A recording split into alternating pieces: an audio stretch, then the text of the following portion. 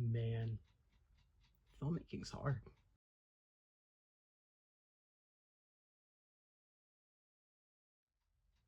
So ever since a pretty good distance into my life, I've always wanted to be a filmmaker. A lot of you know that already. That's why I run this YouTube channel. But today I want to talk about a little something that's underappreciated when it comes to the thought of making movies, and that's writing your script. It is certainly the most challenging portion. I'll just jump the gun and go ahead and tell you that. But nobody really knows why, or nobody really acknowledges the fact that it is, in fact, the most difficult part of the filmmaking process. You think going out, locations, getting stuff done, casting, that tends to be the hardest part. Hardest part is sitting there in silence for hours on end trying to figure things out on a little piece of paper to make sure that everything looks good in the long run, because you want to engage your audience. You want to make sure that everything translating from page to screen makes sense. And a lot of people fall flat on that because they take the writing very much for granted. I know this for a fact because I actually recently finished my first ever big script. I did have a couple in the past that were super short stories, but I actually now have a pretty long one. I actually have that script on me right now. A little bit of something I can show you. I am going to be blurring out the name of it though, because it's still going to be a little bit of a surprise. If you know me personally, you know exactly what it is. This thing is probably the longest one I've made. How many pages is this again? This is 32 pages. Any of the other ones I did were probably about 10 or 11. This is 3 times the length of the stuff that I've worked on. Now, I do want to note this thing took me multiple years to write. Also due to the fact that technological issues, the system that I was doing this on no longer exists. So I had to completely redo it from scratch. And then afterwards, my computer completely died on me. I did have to upgrade to a new one. It's treated me so well. I'm so happy. And then there were a couple of rewrites I wanted to throw in there too. So I had to go in and edit a certain amount of things to add this a new element that I wanted in there. And overall, I'm pretty happy with it. It's not the greatest of all time. Far, far from it. But it's certainly something that adds to the story. A little bit of something that makes sense. The only thing I'm going to say about this one, like I said, I'm not going to tell you exactly what it is yet. It is an IP. It is a franchise that already exists, if you want to call it a franchise. A little bit of something you're already familiar with a few extra twists thrown in. I decided to add some elements to that weren't available in that original movie, and it adds something. And that's exactly the point I'm trying to make. Whenever you're making a script, it is incredibly difficult to add stuff in and have it actually add to the story instead of just padding stuff. An example of good script I want to talk about real quick is actually anything from Tarantino. If you've ever seen Pulp Fiction, either of the Kill Bill movies, Hateful Eight, Jackie Brown, Death Proof, any of them, Tarantino has a very distinct style with his scripts where essentially he'll add very realistic dialogue into the world, so it feels like you're actually paying attention to them in this world. They're not actors putting on a show. They're not actors reading from a script. The characters in those movies are characters. They are living in that world. A little rule that I like to go by whenever I write is whenever you're in the real world, you're not going to say, by the way, I'm going to go do this. And then somebody's like, wait, what about the MacGuffin?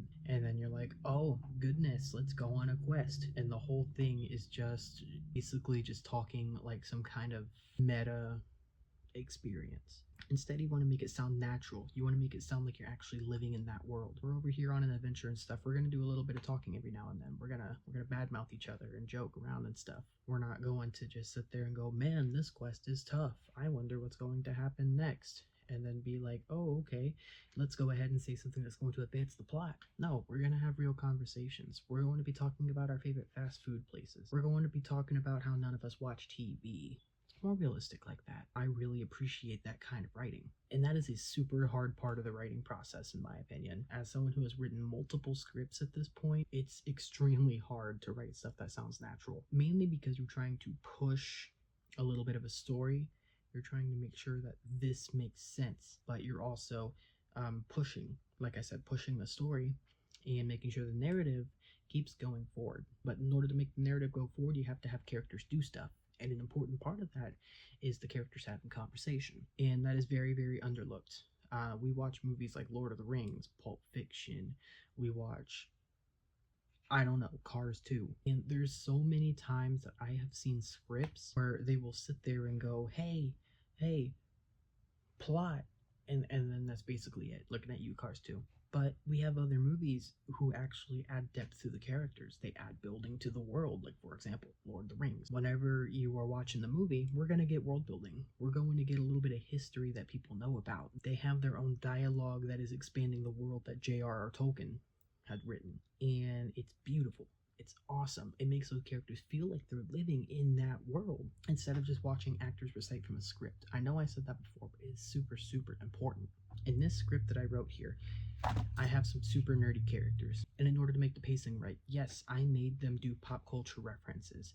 I made them reference movies and TV shows and video games and stuff, but I didn't do it overbearingly. I did it in a way that made the script seem sterile and clean. I made sure that everybody was discussing stuff like a normal person would, but then I went ahead and advanced the plot. When it comes to the plot stuff, it happens and it is big stuff, but we don't see the characters going, by the way, I'm going to go do this tonight. Oh, don't do that. Oh, okay, well, I'm going to do it anyway, because I don't need to spoon feed stuff for the audience. This is a major, major gripe I'm having with movies nowadays, where we have to spoon feed everything to the audience. Media literacy is dead. I'll give you an example.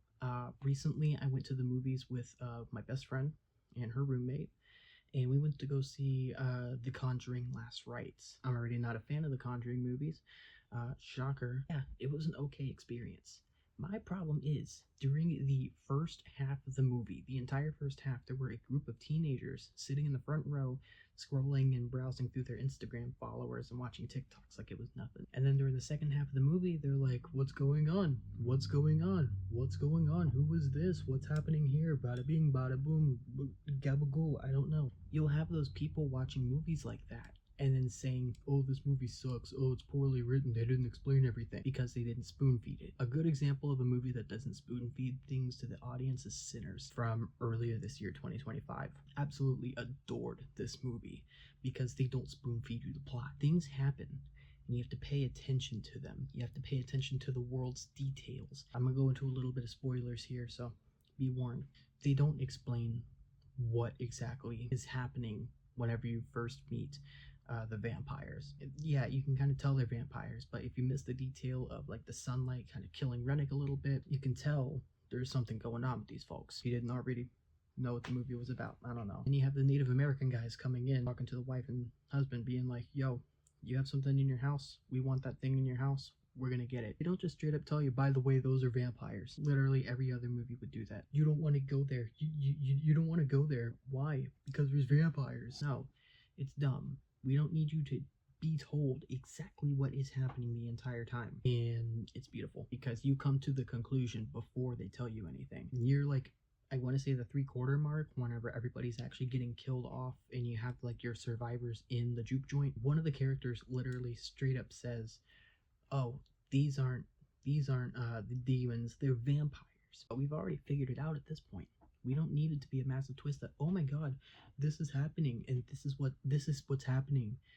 By the way, I don't know if you noticed, this is the situation, because we had already figured it out. It's so stupid how people watch movies and scroll on their phones and have no idea what's going on, so Hollywood has to pander to that. They have to pander to it so they know exactly what's happening. This is why script writing is hard. I have so many different types of audiences that react to scripts very, very differently. You're going to have people who are not going to like this. You have people who are not going to like this, but approve of this, and then this is good. But then on the other hand, you have people not accepting either of those things, but thinking the other things are good. Balance out your script for the audiences that you're using. If I was making this script based off of the audience of the pop culture references I was making, I would have had a whole script that felt I would have had a whole script that felt like a Kevin Smith movie. And I mean, I don't want that. But then I have people who want original ideas and everything. That's why Marvel movies are very criticized nowadays, because it's Easter eggs, references to other movies. You have to have seen this to understand this joke, or seen that to understand this plot point. And I get that. Overall, what I'm trying to say here, script writing is hard, man. 2 pages took me almost 2 years to do. Yeah, it's brutal. I recommend trying it for yourself, if anything. If you already have scripts, let me know. I'll be happy to read them. I mean, that's one of the big things about being a filmmaker is you need to understand what other people are doing, get ideas from them. Don't copy them, but understand how to write. There's so many different perspectives out there on what exactly you could do. try a bunch of different things. Definitely. It is such a good idea. Well, script writing is incredibly hard. I don't know how many times I have to say this, but as a filmmaker, it's probably one of the roughest things I've ever done. The entire 2 years that I was writing this film, I was taking influences from an already established film, so mind you, there was already a lot of material to use, but adding all the nuances and everything, all the new stuff, trying to make new twists and turns, and trying to do things unheard of for the original film and everything. It's rough because writer's block is a thing. We have very, very limited cognitive ability, and people don't realize it, especially whenever you're constantly trying to use your brain. I'm over here writing, writer's block is crazy, I give up. Just not a very good thing to do, but sometimes you have to abandon your stuff for a while. And then on top of that, I have to worry about so many other things, my personal life, my work life, relationships, and here I am with this project on my hands that I'm barely doing anything with. Boom, I got a spark of imagination. In the middle of the night, I'll get up, write stuff in my notes, maybe open up the script, do a couple of writings on there, and then go back to bed. It's a nightmare. It's a process. I don't really see Hollywood films getting churned out like that, written in the span of a few days or something. No, it's going to take a long, long time to do. People need to understand that. That's what I experienced writing my first ever big script, is that it's a process. You're going to go through ups and downs. You're going to have your stuff completely wiped. You're going to have rewrites that are going to change everything, but you need to change certain parts of the plot or script. Totally understandable. I'm kind of done ranting here. I'm not going on a script or anything. I'm currently out of ideas on what else to talk to about this point, but you completely understand where I'm going with this. If you want to hear more about it or talk about it, definitely feel free to reach me. It's definitely a conversation I'm more than happy to have on multiple occasions. And like I said, if you have anything you want to talk about, let me know. I'm happy to read your stuff. You obviously can't read my stuff, at least just yet, but that's been this video, and hopefully you enjoyed. Discuss this soon. Adios.